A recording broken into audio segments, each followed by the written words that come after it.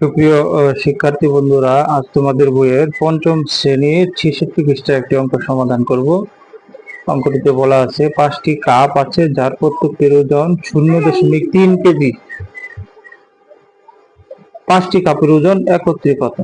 এখন যেহেতু একত্রের কথা বলা হয়েছে, সেক্ষেত্রে এটি আমরা গুণ করতে হবে। বিষয়টি হচ্ছে 2 দশমিকের গুণ। আমরা একটি সমাধানটি দেখে নেই। সমাধানটি হচ্ছে 0.3 গুণ 5। আমরা গুণ করে নেই।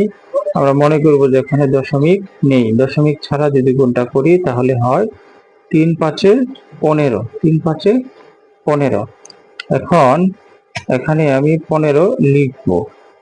লেখার পর বিষয়টি হচ্ছে যে দশমিকটি আমার এক অঙ্কের আগে ছিল, কাজেই ফলাফলের আগে যে 15 পেলাম তারও এক অঙ্কের আগে অর্থাৎ 5-এর আগে এখানে দশমিকটি বসবে। অর্থাৎ এই অঙ্কের উত্তরটি হচ্ছে 1.5। 1.5। ধন্যবাদ।